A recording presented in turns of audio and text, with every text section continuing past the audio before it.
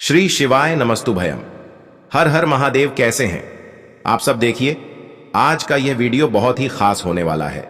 आप सभी लोग जानते हैं कि 9 मई 2024 यानी कि वैशाख गुरुवार के दिन तृतीया तिथि आ रहा है। दोस्तों, इसी दिन किया जाने वाला पंडित जी द्वारा बताया गया एक चावल के दाने वाला उपाय आप लोगों को जरूर करना चाहिए, क्योंकि दोस्तों यह एक ऐसा उपाय है जो कि इस उपाय को करने के बाद दोस्तों आपको पूरे कोई और उपाय को करने की जरूरत नहीं है, क्योंकि सबसे बड़ा और सबसे नया यह उपाय पंडित जी ने अपनी अभी की सीहोर की कथा में ही बताया है। मैं जिस उपाय को आज हम आपको बहुत अच्छे से समझाने वाले हैं, इस वीडियो को देखने के बाद इस उपाय को समझने के लिए आपको कोई और वीडियो को देखने की जरूरत नहीं पड़ेगी।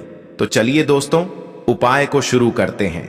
देखिए, यह दिन इतना खास होता है, इतना महत्वपूर्ण होता है। देखा है कभी कभी बड़े बड़े पूजा पाठ अनुष्ठान से जो मनों का ना पूर्ण नहीं होते।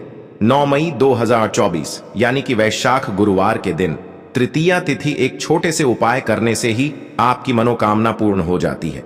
और बहुत सारे लोगों ने इस उपाय को किया भी है और उनको इस उपाय को करने का फल भी जरूर मिला। अगर आप लोग भी इस उपाय को 9 मई 2024 यानी कि वैशाख गुरुवार तृतीया तिथि के दिन करना चाहते हैं, तो आप इस उपाय को पहले अच्छे से समझ लेना, सुन लेना, उसके बाद करना ना। आपको इस उपाय का फल जरूर मिलेगा। और इस उपाय को कर लेने से आपके घर में चाहे किसी भी प्रकार की दुख और समस्या क्यों ना चल रही हो, आपको उसका कारण भी नहीं पता है कि भाई यह समस्या किस कारण से चल रही है। उसका कुछ भी कारण हो सकता है, जैसे पितृदोष हो सकता है या किसी भी तरह का मंगल दोष भी हो सकता है, और भी बहुत तरह के दोष होते हैं, कुछ भी हो सकता है। पर आपको इस उपाय को करने के लिए अपने दोष को पता लगाने की भी जरूरत नहीं है।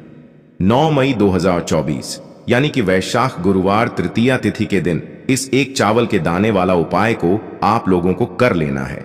यह एक ऐसा उपाय है जिस उपाय को अगर किसी विशेष दिन पर किया जाए तो भाई उस विशेष दिन का जो है वह तो हमें मिलता ही मिलता है। पर हमने उस दिन पर इस एक चावल के दाने वाला उपाय को किया है तो हमें उससे भी बड़ा फल मिलता है, और फल बहुत जल्दी मिलता है, क्योंकि आप इस उपाय को बहुत ही बड़े और विशेष दिन पर कर रहे हो। क्योंकि 9 मई 2024 यानी कि वैशाख गुरुवार तृतीया तिथि के दिन तृतीया तिथि बहुत ही ज्यादा बड़ा होता है।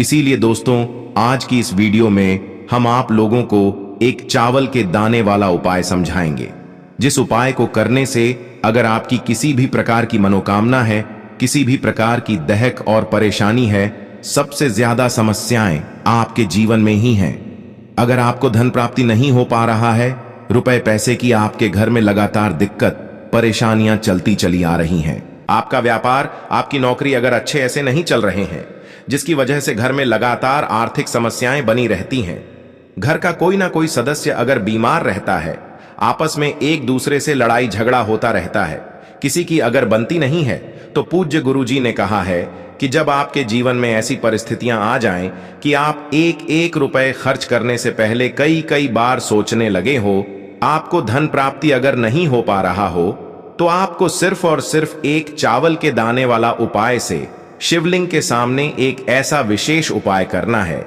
जो आपकी इन सारी समस्याओं को सिर्फ 21 दिन के अंदर ही समाप्त कर देगा। तो चलिए जानते हैं इन विशेष उपायों के बारे में। लेकिन उससे पहले जो भी मेरे भाई मेरी प्यारी बहनें आज चैनल पर पहली बार आए हैं या मेरी आवाज आज पहली बार सुन रहे हैं, अगर आप भी महादेव के सच्चे भक्त हैं तो वीडियो को लाइक और चैनल को सब्सक्राइब जरूर कर लें। दोस्तों अब उसके बाद में दोस्तों ये वाला जो उपाय है ये किसको करना है, तो देखो घर का जो बड़ा और मुख्य सदस्य होगा उसी व्यक्ति को यह वाला उपाय करना है। अब वह बड़ा व्यक्ति मुख्य रूप से घर की माताएं बहनें होंगी तो ज्यादा बेहतर होगा। मतलब कि घर की जो बड़ी माताएं बहनें होंगी, अगर वह यह वाला उपाय करेंगी तो ज्यादा अच्छा होगा, क्योंकि घर की जो माताएं बहनें होती हैं वह घर की लक्ष्मी होती, और जब घर की लक्ष्मी कोई उपाय को करती है तो उसका फल हमें बहुत जल्दी और बहुत बड़ा होकर मिलता है। और जितने प्रकार की समस्याएं आपके जीवन में चल रही होंगी वह धीरे धीरे करके दूर होना शुरू हो जाएंगी। तो ध्यान रखिएगा, घर में से कोई एक ही बड़ा और मुख्य सदस्य ही एक चावल के दाने वाला उपाय को करें। विशेष रूप से घर की माताओं बहनों में से कोई एक माता बहन इस वाले उपाय को करें। ठीक है, यह बात आपको समझ आ गई। अब हम समझते हैं इस वाले उपाय को हमें करना किस समय है। एक चावल के दाने वाला उपाय को हमें वैशाख गुरुवार तृतीया तिथि के दिन करना। किस समय, तो देखिए, इस उपाय को करने का जो समय है वह सुबह का समय है और शाम का समय भी है। अब देखिए, यहां पर हम मुख्य रूप से सुबह का समय नहीं बोलेंगे, क्योंकि देखिए वैशाख के महीने का वैशाख गुरुवार तृतीया तिथि, और आप सभी लोग जानते हैं गुरुवार के दिन का, वैशाख के महीने का वैशाख गुरुवार तृतीया तिथि मतलब शाम का जो समय वह होता है ना, इस दिन भगवान शिव जी का सबसे प्रिय दिन होता है। तो आप लोग इस एक चावल के दाने वाला उपाय को सुबह के समय भी कर सकते हो और शाम के समय प्रदोष काल में भी कर सकते हो। सुबह के समय अगर कर रहे हो तो 11 बजे तक भी अगर उपाय करोगे तो भी आपको उपाय का फल मिलेगा। वहीं अगर शाम के समय कर रहे हो तो इस दिन जरूर शाम के समय का ध्यान रखना कि शाम के 6 बजे से लेकर 7 बजे के बीच में अगर आप इस उपाय को कर सकते हो तो बिल्कुल कर लेना, पूरी कोशिश करना।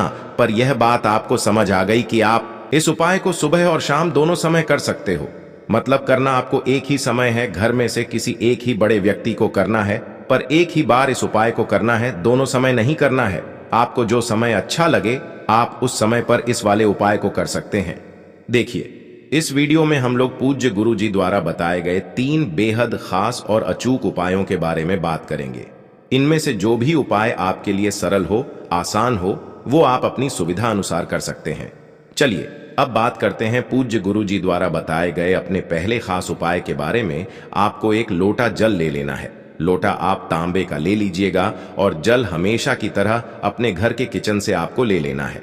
फिर इसी के साथ आपको ले लेना है सिर्फ एक चावल का दाना। अब जो भी आप चावल का दाना लेंगे वो कहीं से भी टूटा खंडित नहीं होना चाहिए, चावल का दाना पूर्ण होना चाहिए। फिर इसी के साथ आपको ले लेना है एक बेलपत्र। बेलपत्र अगर आपके पास में नहीं है तो शिवलिंग के ऊपर छड़ी हुई बेलपत्र को उठाकर इसे जल से आप शुद्ध करके आप फिर से इसका इस्तेमाल शिवलिंग पर कर सकते हैं। बस आपको ध्यान रखना है कि बेलपत्र कहीं से भी कटी फटी टूटी खंडित नहीं होनी चाहिए। और इसी के साथ अगर बेलपत्र के आखिर में डंडी या ठुटगा है तो उसे भी आपको तोड़ करके अलग कर लेना है। फिर सबसे आखिर में आपको लेना है थोड़ा सा पीला चंदन। अगर आपके घर में पीला चंदन पाउडर फॉर्म में है तो आप उसे ले लीजिए, या फिर अगर आपके घर में पीले चंदन की लकड़ी है तो उसे घिस कर उससे पीला चंदन आप निकाल सकते हैं। अब ये सारी सामग्री लेकर के आपको पहुंच जाना है शिवालय। पूज्य गुरु जी ने कहा है कि यह उपाय आप शाम को प्रदोष काल के दिन अगर करते हैं तो यह आपके लिए अति उत्तम रहेगा। यानी कि आप इस उपाय को शाम को प्रदोष काल के समय कर लीजिए। और अगर शाम को प्रदोष काल में आपके पास में समय टाइम नहीं है तो फिर आप इस उपाय को प्रदोष के दिन आप सुबह प्रातः काल में भी कर सकते हैं। शिवालय पहुंचने के बाद सबसे पहले आप जो एक बेलपत्र अपने साथ लेकर गए हैं उस बेलपत्र की सबसे आगे वाली पत्ती पर, यानी कि सबसे बड़ी वाली जो पत्ती होती है ऊपर, उस पत्ती में आपको चिकनी साइड में इस पीले चंदन को अच्छी तरीके से लगा देना है। बेलपत्र की सबसे आगे वाली पत्ती में आपको इस चंदन को लगा देना है। फिर इसके बाद आप जो एक चावल का दाना लेकर गए हैं वो इसी पत्ती के ऊपर आपको चिपका देना है। अब यह बेलपत्र आपको शिवलिंग के ऊपर समर्पित कर देना है। ये बेलपत्र समर्पित करते हुए आप इस बात का ध्यान रखेंगे कि बेलपत्र की डंडी का हिस्सा जलाधारी की तरफ रहेगा और बेलपत्र की चिकनी साइड, यानी कि जिस तरफ आपने पीला चंदन और चावल लगाया हुआ है वो साइड शिवलिंग में टच करेगा, शिवलिंग में स्पर्श करेगा। बेलपत्र रखते समय आपके जीवन में जो भी संकट है, जो भी कष्ट है, जो भी परेशानी है, तो उस समस्या को दूर करने के लिए आप महादेव जी से प्रार्थना कर लेंगे। और यह एक बेलपत्र आपको शिवलिंग के ऊपर समर्पित कर देना है। इसके बाद आप जो एक लोटा जल लेकर गए हैं उस जल को आप धीरे धीरे शिवलिंग पर समर्पित करते जाएंगे इसी बेलपत्र के ऊपर, और लगातार श्री शिवाय नमस्तुभ्यम या ओम नमः शिवाय मंत्र का स्मरण करते जाएंगे। पूज्य गुरु जी ने कहा है कि अगर हम महादेव जी के सामने यह विशेष उपाय करते हैं तो हम आपको यकीन दिलाते हैं कि आपके जीवन से सारी समस्याओं का अंत मात्र 1 माह में होना शुरू हो जाएगा। अब इसके बाद बात करते हैं पूज्य गुरु जी द्वारा बताए गए अपने दूसरे खास उपाय के बारे में देखिए। इस उपाय को उन लोगों को करना है जिनके शरीर में कोई भारी रोग हो गया है, कोई बीमारी हो गई है। उनकी बीमारी अगर दूर ही नहीं हो रही है, डॉक्टर को दिखाकर अगर दवाइयां लगातार खा करके भी वो परेशान हो चुके हैं, लेकिन उनका रोग ठीक होने का नाम ही नहीं ले रहा है, तो ऐसे लोगों को ये उपाय जरूर करना है। देखिए, इस उपाय के लिए आपको सिर्फ एक लोटा जल ले लेना है। लोटा आप तांबे का ले लीजिएगा और जल हमेशा की तरह आपको अपने घर के किचन से ले लेना है। फिर इसी के साथ आपको ले लेना है थोड़ा सा शहद। आप आधे से भी आधा चम्मच शहद का उपयोग कर सकते हैं। अब ये दोनों सामग्री लेकर आपको पहुंच जाना है शिवालय। पूज्य गुरुजी ने कहा है कि यह उपाय भी आप सुबह करना चाहे तो सुबह कर सकते हैं और शाम को करना चाहे तो शाम को कर सकते हैं। मतलब जब भी आपके पास में टाइम मिले तो आप प्रदोष के दिन शिवालय पहुंच करके इस उपाय को कर सकते हैं।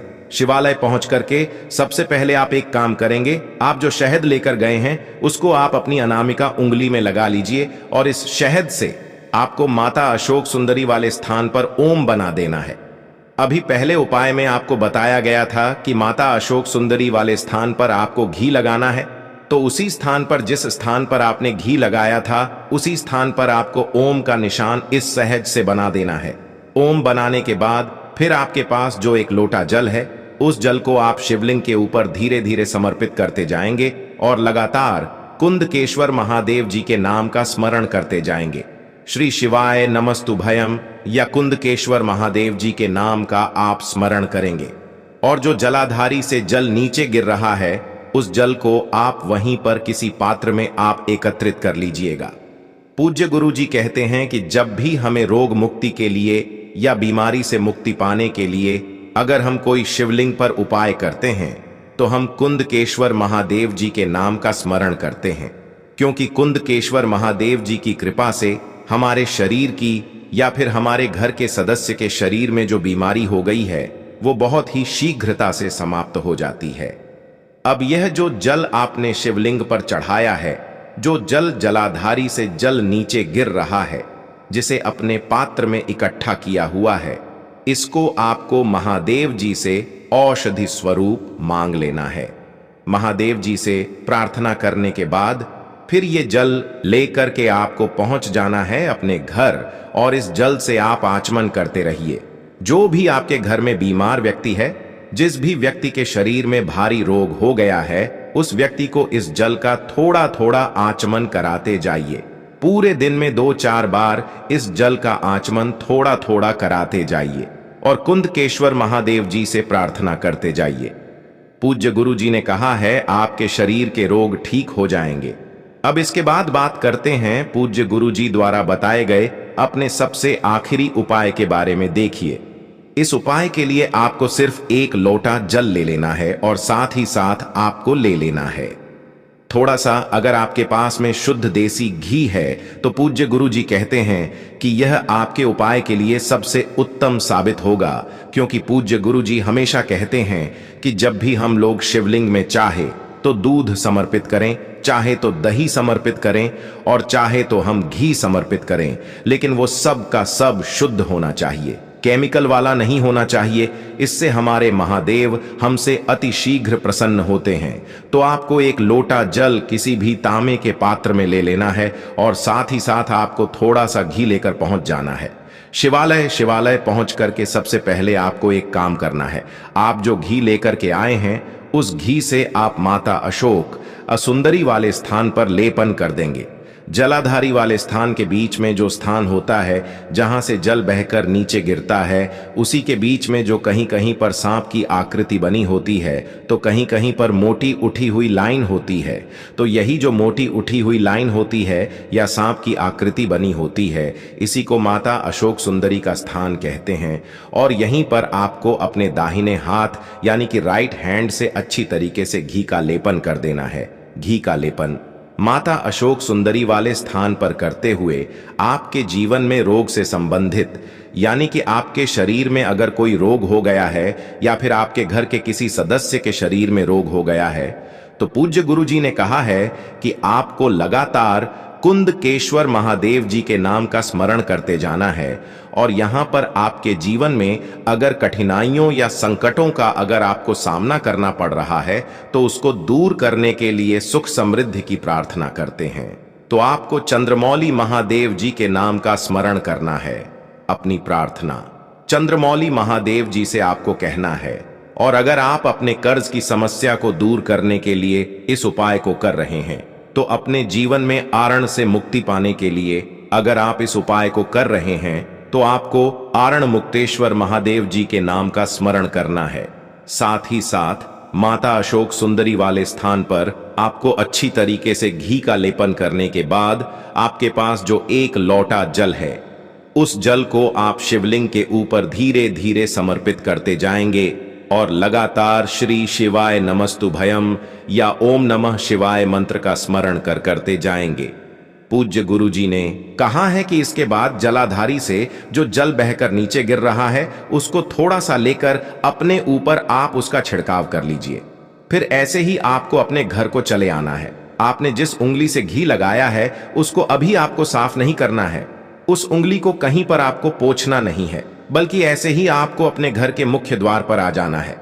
अब आप अपने घर के मुख्य द्वार पर यानी कि मेन गेट के ऊपर उसी उंगली से जिस उंगली से आपने माता अशोक सुंदरी वाले स्थान पर घी का लेपन किया था उसी उंगली से अपने घर के मुख्य द्वार पर यानी कि मेन गेट के ऊपर आप एक बिंदी रख देंगे। बिंदी रखते हुए आप चाहे तो आण मुक्तेश्वर महादेव जी के नाम का स्मरण कर लीजिए। अगर आप कर्ज मुक्ति के लिए इस उपाय को कर रहे हैं तो आपको आण मुक्तेश्वर महादेव जी के नाम का स्मरण करना है। अगर आप रोग मुक्ति के लिए यह उपाय कर रहे हैं तो आपको कुंदकेश्वर महादेव जी के नाम का स्मरण कर लेना है। और अगर आप सुख समृद्धि की प्राप्ति के लिए यह उपाय कर रहे हैं तो आपको चंद्रमौली महादेव जी के नाम का स्मरण करते हुए अपने घर के बाहर मेन गेट के ऊपर आपको एक बिंदी लगा देनी है। पूज्य गुरु जी कहते हैं किया गया ये उपाय हमारे जीवन से इन सभी समस्याओं को समाप्त कर देता है और हमें सुख समृद्धि तथा वैभव की प्राप्ति करवाता है।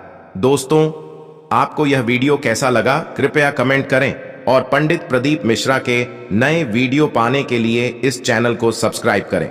स्वस्थ रह मस्त रह, अगले वीडियो में फिर मिलेंगे। धन्यवाद। हर हर महादेव।